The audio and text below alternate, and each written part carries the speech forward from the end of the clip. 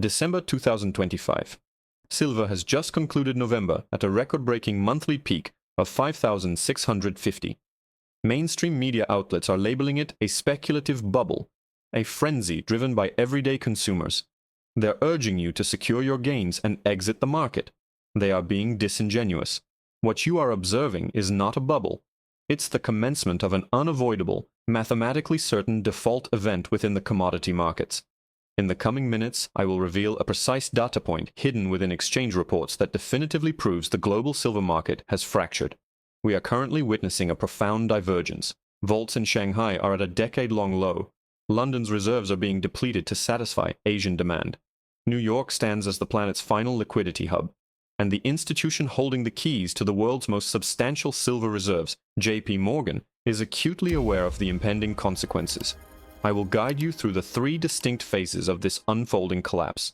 I will demonstrate that the inventory figures presented on television are an illusion. Furthermore, I will elucidate why the very bank that incurred a $920 million penalty for market manipulation is now positioning itself for the most significant squeeze in history. This is not conjecture. The depletion has already occurred. The only remaining element is widespread panic. Here lies the underlying mechanism. To grasp the full impact of this revelation, you must first comprehend the fundamental deception at the core of these commodity markets. When examining reports on silver from these exchanges, two primary figures are presented: total inventory and registered inventory. Total inventory appears robust, often cited in the hundreds of millions of ounces. This is the figure banks readily display, using it to assert the abundance of silver. However, this number is misleading.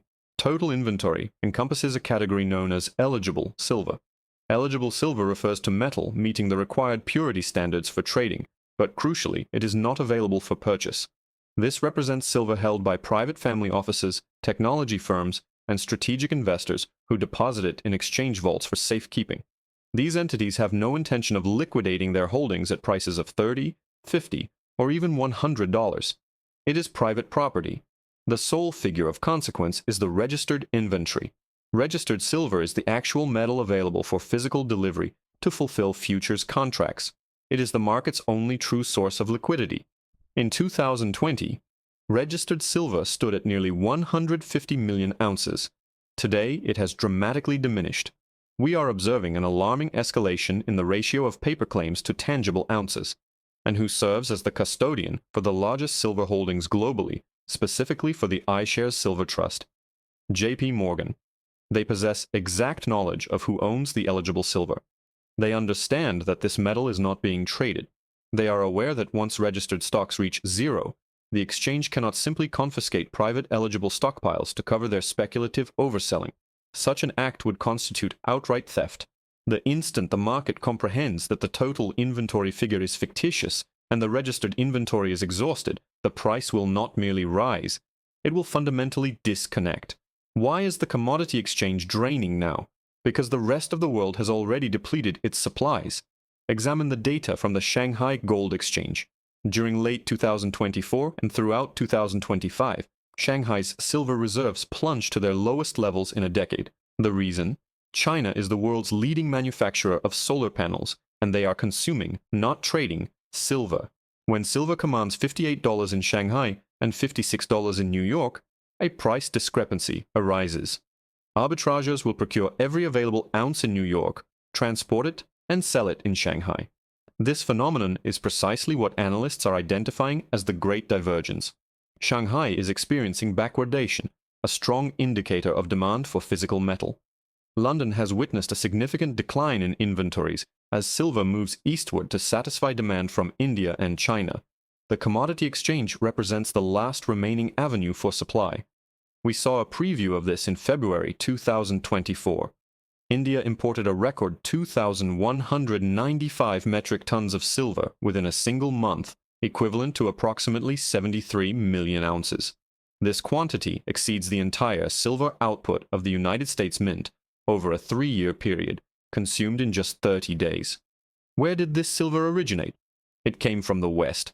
The globe is drawing down Western vaults to fuel the energy infrastructure development in the East, and J.P. Morgan, as the custodian for the SLV and a prominent player in London and New York, has visibility into every bar crossing the ocean. They are not intervening. They are allowing the vaults to empty. Their motive? As supply dwindles, the value of their own physical holdings increases. However, elevated prices are typically self-correcting, leading economists to predict an increase in mining output and a decrease in demand. This is incorrect. This is the silver bombshell that distinguishes 2025 from 1980 or 2011. In 2011, silver demand was primarily investment-driven. Investors could liquidate their holdings if prices surged. In 2025, silver demand is industrial and mandated. The new standard for solar technology, TOPCon cells, necessitates a substantially greater amount of silver than previous generations. This is not an optional consumption. It's a requirement for achieving desired efficiency, and the silver price must be paid. The Silver Institute confirmed a structural deficit of 215.3 million ounces in 2024, marking the fourth consecutive year of such a deficit. We are not merely depleting existing inventory. We are consuming the planet's geological inheritance. Mine production is stagnant. Establishing a new silver mine is not a 6-month endeavor. It requires a decade. Recycling capabilities are limited. Current solar panel recycling is not yet efficient enough. Demand, conversely, is experiencing exponential growth, fueled by artificial intelligence servers, 5G technology, electric vehicles, and solar power. Consequently, when the commodity exchange's registered inventory approaches zero, who will supply the metal? Industrial consumers like Tesla, Samsung, and First Solar cannot divest. They require the metal to maintain their operational capabilities. The strategic hoarders within the eligible category are not selling. They are holding for the eventual collapse. This leaves the paper short sellers, the banks that have issued promises they cannot fulfill. We are approaching a force majeure event, which occurs when an exchange admits its inability to deliver the promised metal. This scenario has precedent, as seen in the nickel and palladium markets. When registered stocks fall below a critical threshold and a major entity demands physical delivery rather than cash settlement, the game concludes. JP Morgan is aware of this. In 2020, they paid $920 million to resolve charges of market manipulation in precious metals. They admitted to price rigging. Do you believe they ceased such activities? Or did they recognize the end of their manipulation game and shift their strategy? Observe the financial flows. JP Morgan acts as the custodian. They track ETF inflows and physical withdrawals. If they believed silver was plentiful, they would be aggressively shorting it. Instead, the price has just reached an all-time high of $56.50, and the banks remain silent. Their silence stems from their predicament. If they attempt to depress the price through paper contracts, the arbitrage window widens, prompting China and India to purchase even more aggressively and deplete the vaults instantaneously. If they allow the price to escalate, their short positions will be devastated. They are caught between the unyielding reality of Asian physical demand and the precarious nature of Western derivatives. The registered inventory figure serves as a countdown timer, decreasing weekly as more metal departs New York for Shanghai and Mumbai. As this number nears zero, new rules will be implemented. First, cash settlement. You will be informed that your contract will be settled in dollars, not silver. Second, margin increases. Holding futures will become prohibitively expensive. Third, a premium explosion. The spot price displayed on your screen might show $60, but attempting to purchase a physical coin could cost $100. This signifies a decoupling, where the paper price becomes a mere abstraction and the physical price dictates reality. We are already witnessing this. Attempt to procure substantial quantities of physical silver today without delay. Try to buy it on the spot market. It's not feasible. The JP Morgan silver bombshell is not that they previously manipulated prices downward, but rather that they now function as the custodians of a vault being emptied by forces beyond their control.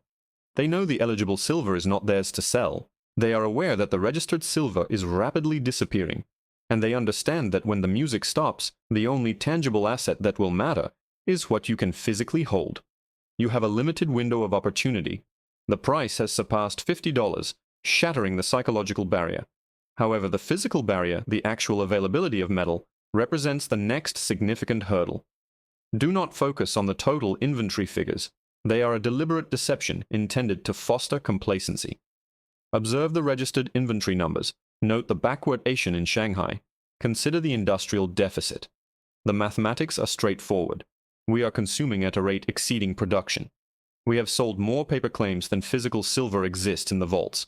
The East is acquiring every ounce the West is divesting. The commodity exchange's reserves are dwindling. JP Morgan is aware of this. The industrial buyers are aware of this. And now you are aware as well. Cease purchasing paper promises. Discontinue investing in ETFs, where you become an unsecured creditor to a bank. Acquire physical metal. Secure it in your possession, for once the force majeure notification is issued, it will be too late. The bombshell has already detonated. The explosion is merely a matter of time.